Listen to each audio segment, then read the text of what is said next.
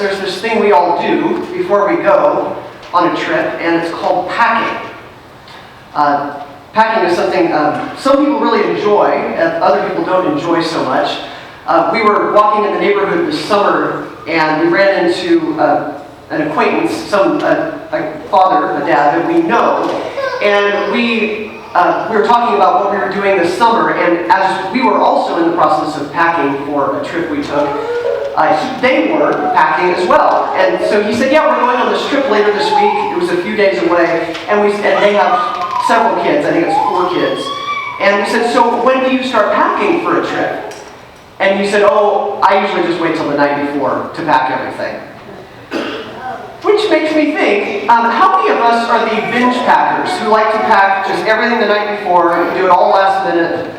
Yeah, okay, a couple. And who's the plan for days and days and pack it and plan it all out? Okay. So, you know how it goes when you're packing. You've got your suitcase or your bag, and then you've got your everything. You know, clothes, toiletries, liquids, everything else that you need to pack. And when you start packing, the first couple stacks go really well. They fit no problem. And then I often look at how much space is left versus how much there is to fit in that space, and sometimes it doesn't fit quite right. So what do we do when it doesn't fit quite right? We use the expander and expand our suitcase. We start smashing it in. Some people sit on their suitcase and try to zip it closed and make sure it actually fits. And once it's closed, we can't sometimes fit anything else in there. I mean, it is full. There is no more space in the suitcase. The Bible is very consistent and very clear in several places that God is concerned about 2 things. God cares deeply about what's inside us, and God cares deeply about what fills us. God cares very deeply about the things that are inside us, like in our hearts, in our minds, in our lives, what fills our actions. God cares individually. What do we do? What do we decide? What motivates us? What are the things that are inside us? Because we know what's inside us affects what comes out of us. God is also very concerned about the things that fill us as a church, us as groups of people that get together, us as families of organizations, of different groups that get together. God cares about collectively, about us, especially as groups of us are trying to follow and build our faith. God cares about what happens among us together, because we matter together. Sometimes the Bible shows some very encouraging things. We read some of these passages that are so encouraging, where God says, be filled with these kinds of things. You know, be filled with love and joy and peace and patience and all of the fruit of the Spirit. Against such things there is no law. So be filled with those things. And those are the passages that we love to read, because they're positive and they're encouraging. And then there are the other passages that are the don't be filled with these things, or you better not be filled with these kinds of things. These are the ones that where God says, this is what to avoid. This is what not to do. These are the passages where people never hear a sermon on them and say, I heard the best sermon today. And unfortunately, that's one of these passages and sermons. So you're going to go away, I'm just warning you, saying that was not the best sermon I've ever heard. And trust me, it's not. So, these things that God says to avoid, these things that God says to not deal with, these things, according to the Bible, these are called things that are banned. We know about banned substances, or banned books, or banned things. In the Bible, in the Old Testament, in the days of Joshua, everybody knew about the ban. They knew what the ban meant, and they knew how to treat the ban. The ban had to do with the things that God said are off limits. These are the things that are not allowed for God's people. People cannot touch or handle or possess or own the banned things. We see this in Joshua, as Gail was mentioning, largely because of wars that happen. There are lots of wars that happen in the book of Joshua because as God was leading his people into the promised land, and God was giving them this land, the problem was that there were already people in the land. So in order for God's people to occupy the land, these people who were there had to leave the land. And these people groups were people that were against God. So God's plan was, I want the people who follow me to occupy the land. I want the people who don't follow me to not occupy the land. So hence there was war. And so God, through those wars, removed the people who didn't follow him and brought in the people who did follow him. As part of those wars, what would happen is the people would take over a city or take over a group of people, and all the things that they took over in that city, God would put those things under the ban. God would say, those things are not allowed for you. You know, all of their possessions, all of the people's houses, all of their livestock, all the things that were valuable, God said, these are banned for you. Now, what God meant were two different things about that.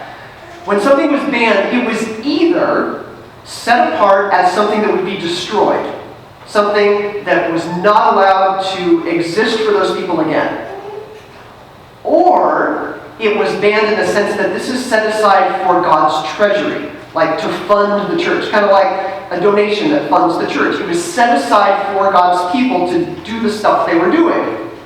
So it was banned either way from the people's normal life. Like they couldn't plunder the city and then start wearing their clothes, or they couldn't take over their house and start living in the house. It was banned. It was off limits from those people. So this was the ban. Everybody knew how the ban worked. So how big of a deal was the ban? It was a huge deal because the ban had to do with what filled the people. We started looking at the book of Joshua a couple weeks ago, and last week, as Gail mentioned, we were looking at the city of Jericho. And how do you think the people felt after the experience of Jericho? You know, were they discouraged? Were they encouraged? Were they excited? How do you think the people felt after the Battle of Jericho? Oh, yeah, they were on cloud nine. I mean, they were confident. They knew that God was with them. They knew that things were going well. They had victory over the city that was untakeable. This was a great experience. So they were probably largely encouraged. Well, then Joshua sends out a couple of spies to the city of Ai to check that one out, and they come back and they report to Joshua what they find. And so they said, there's no need for all of us to go up there. It won't take more than 2,000 or 3,000 men to attack Ai. Since there are so few of them, don't make all our people struggle to go up there. Well, that makes sense. They're a confident army. It's a small city. They can take them, no problem. So 3,000 people go. Joshua was expecting great victory. And the people run back, and what did they experience? Total defeat. It was a horrible experience. It did not turn out, it did not turn out as they expected that it would. So here's how the Bible describes their experience. They were paralyzed. The Israelites were paralyzed with fear at this turn of events, and their courage melted away. So what went wrong? What caused the defeat? Well, Joshua had to figure it out. So what does Joshua do? He does what any good leader should do.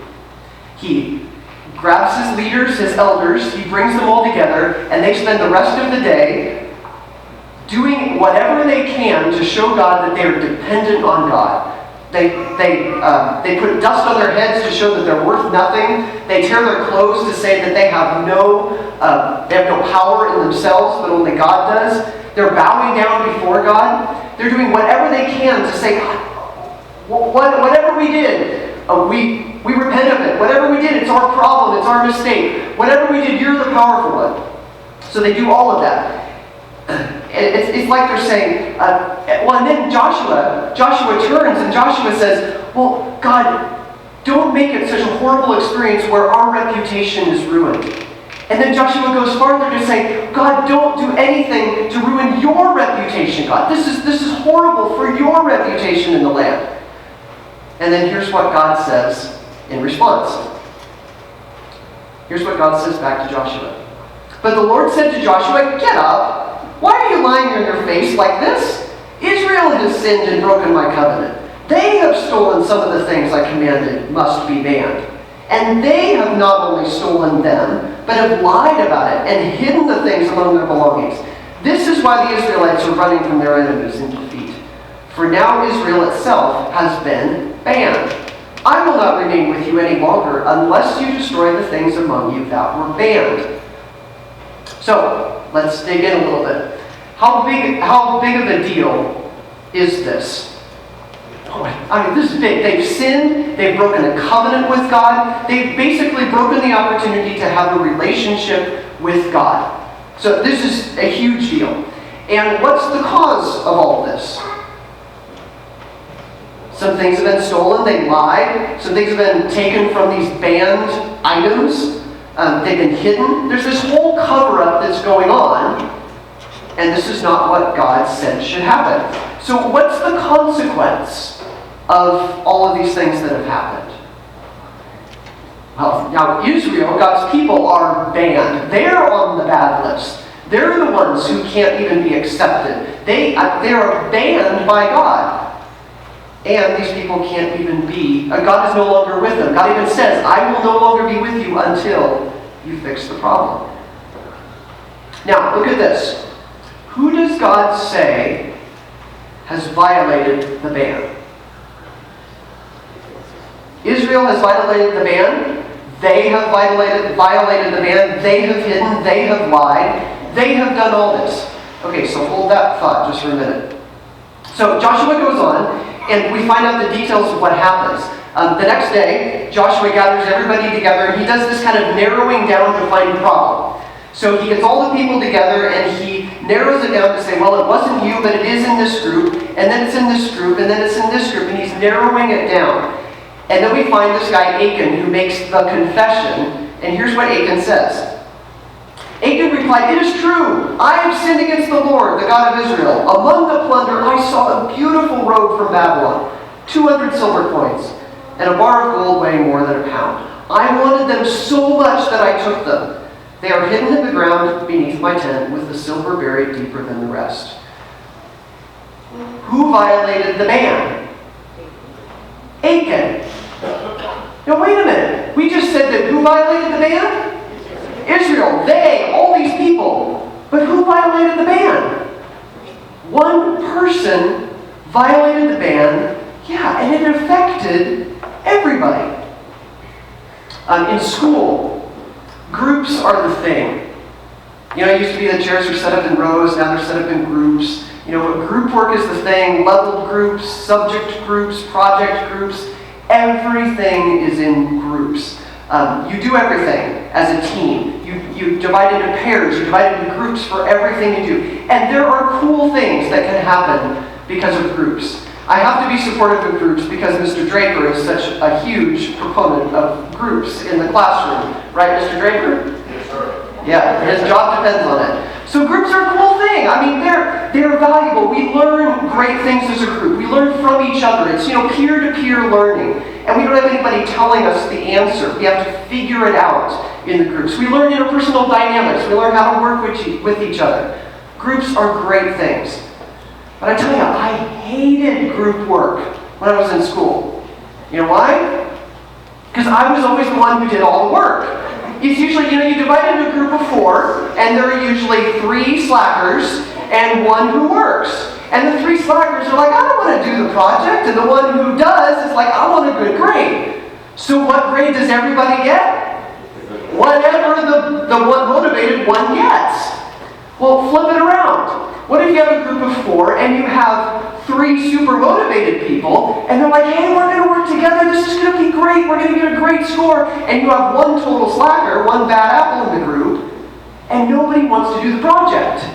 Because they're like, we don't want to be around this person. I mean, that was Achan. The one person can affect everything in the group. And all it takes is 1. And this is nothing new. I mean, the Bible has talked about this over and over. In Exodus, God talked about the sins of one person's parents affecting the entire family, even to the 3rd or 4th generation. In the New Testament, in the book of Galatians, Paul warns how false teaching can be like yeast that works its way through the entire lump of dough. And then in the early church, in the book of Acts, there's that couple, Ananias and Sapphira, who make that big donation to the church, but they lie about it, and they say they gave it all, but they didn't really give it all. And do they suffer for that? Oh, they suffer in a big, big way. I mean, this is nothing new, that one person affects everything. One sin, one problem affects everybody. What fills our conversations? Does encouragement and honesty and faithfulness fill our conversations? Or does the opposite sometimes fill it? Would we rather win than see somebody else grow? I mean, how we treat each other matters. Every conversation, every way that we interact with each other, it matters. Not just here in the church, but in all sorts of places. What we do Monday through Saturday matters greatly for the people we're around. Because our actions, the things we think, the things we say, the things we do, we know that they impact other people too. As far as RiverCross is concerned, I think we still have an incredible opportunity. Because, we're 4 years old, but we're still so young. We don't have baggage. We don't have stuff to grumble about, or at least too much to grumble about. We have such an opportunity because our bags are not full. We have space to fill them, and we have choices about what to fill them with. And I have always loved so many of the conversations that the core team has had, ever since from before we were anything, all the way up until now. I love the conversations that we have because most of the conversations, many of you have been part of these, they have to do with, well, what would happen if we did do that? And we brainstorm and we discern and we imagine, we play it out. If we started that, what would happen? And so is this the right time? Is this not the right time? Should we do this? Should we not do this? And we're thinking about what fills us and what do we want to fill us. Because if it's the right thing to fill us, let's go, let's do it. But if it's not the right thing, then let's get away from it. That's not what should fill us. Everything that we do, everything we fill ourselves with impacts everybody else. So it brings up a couple questions. Because for most of us, we're pretty full. We're pretty full of routines, we're pretty full of responsibilities, we're pretty full of things to do. I think most of us feel very full much of the time. And so for anything to fit when we're full means that something else has to come out. So what needs to come out and then what needs to fill? For you and for me, what needs to come out of me and you? And what needs to fill that? And for us, even for groups that you're with, not even just us, but others, what needs to come out of that group? Because it's not what should fill that group. Because God cares about what fills us. Let's pray.